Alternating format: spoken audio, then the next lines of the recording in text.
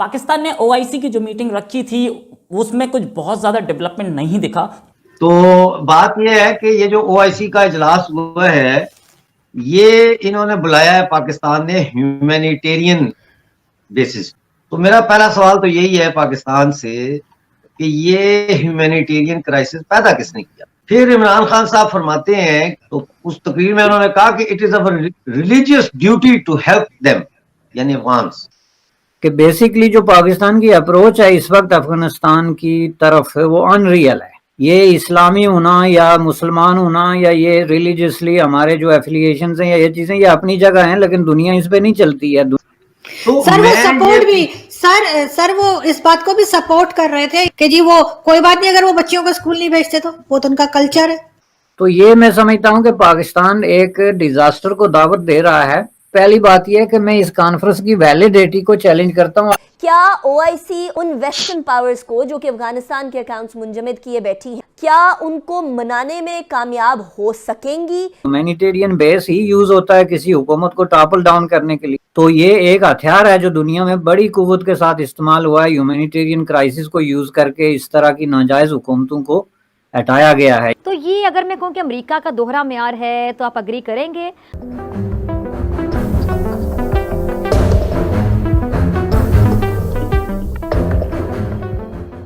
अब जो इमरान खान साहब ने कहा है कि आप अफगान तालिबान को और अफगान अवाम को अलग अलग करके देखें, इसका मतलब सादा जबान में ये है कि आप अफगानिस्तान की मदद के लिए दरवाजे खोल दें और तालिबान को हुकूमत करने दें।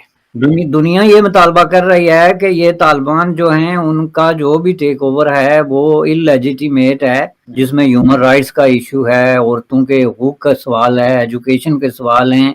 चूंकि इस वक्त अफगानिस्तान का मतलब तालिबान है, चूंकि वो उस पर हुकूमत कर रहे हैं। इसके बजाय आप कहते हैं कि आप इनको डिटैच कर दें और तालिबान को कुछ ना कहें और पैसे भी देते रहें, और एग्जैक्टली यही बात जो है वो तालिबान भी कर रहे हैं। बात यह है कि वो एक तरीके से दुनिया से इस तरह पैसे मांग रहे हैं जिस तरह दुनिया पे एहसान कर रहे हैं। ये मैं आपको बता दूं। और ऊपर से उनको एक वकील मिल गया है, नेक्स्ट डोर नेबर, जो दुनिया को ये कहे कि ये जी बिल्कुल ठीक कहते हैं।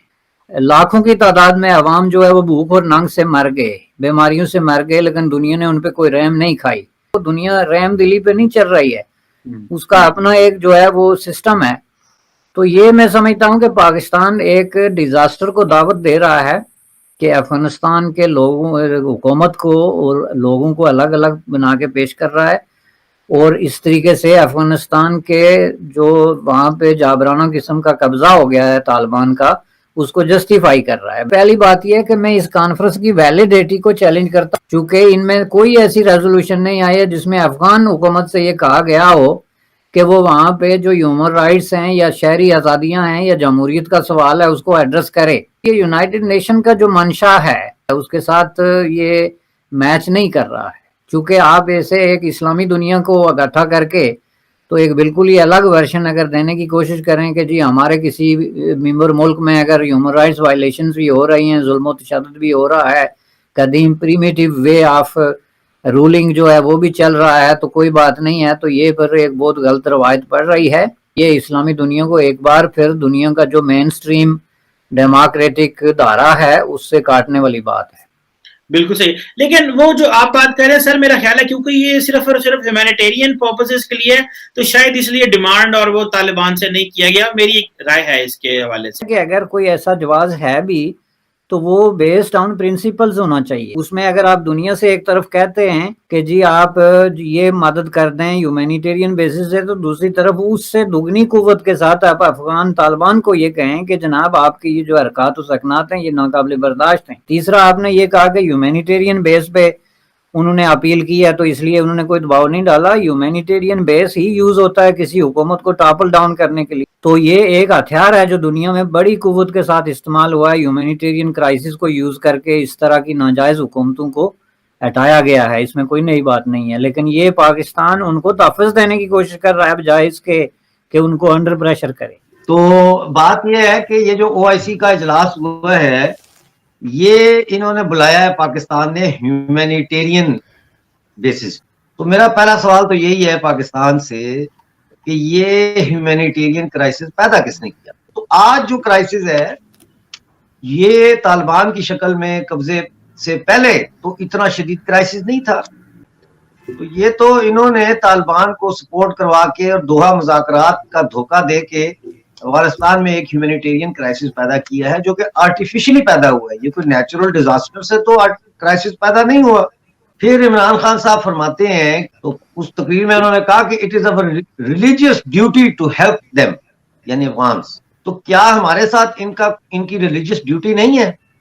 अगर ये कहते हैं कि गिलगित बल्तिस्तान में मुसलमान ही बसते हैं ना, कोई काफिर तो नहीं बसते, वो तो मार दिया आपने, काफिर भगा दिए, अब तो सिर्फ वहां मुसलमान है।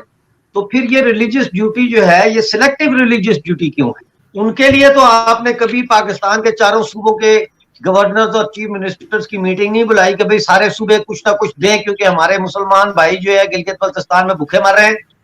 TOJK में तमाम आटे के डिपो बंद हो चुके हैं। Can you believe that?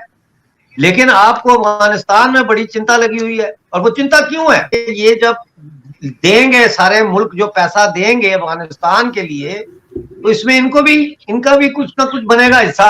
और बात यही है कि ये जाहिर है, आज उन्होंने कह दिया है पाकिस्तान ने कि हम एक ट्रस्ट बना रहे हैं जिसपे सब पैसा अपना डालें। तो ये ट्रस्ट के जरिए फिर ये पैसा अफगानिस्तान में जाएगा, तो ये ट्रस्ट को कंट्रोल कौन करेगा? फिर टेररिज्म अफगानिस्तान यूज नहीं होगा एक्सपोर्ट के लिए।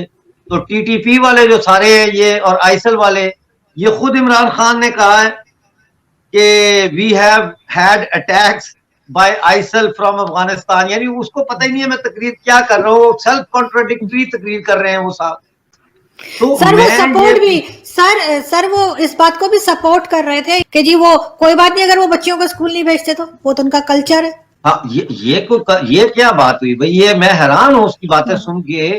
तो इसलिए ये है कि अगर ये इनके बातों में तजाद है, लोग हंसते हैं, लोग इनको सीरियसली नहीं लेते। One of the most important factors of this entire meeting was कि क्या OIC और बिलखुसूस IDB के नुमाइंदगान उन वेस्टर्न पावर्स को जो कि अफगानिस्तान के अकाउंट्स मुंजमद किए बैठी हैं, क्या उनको मनाने में कामयाब हो सकेंगी? ये आपको एक चीज समझनी चाहिए कि यूनाइटेड नेशंस की सैंक्शंस हैं लगी हुई हैं, क्या उनको खत्म कर दिया गया है?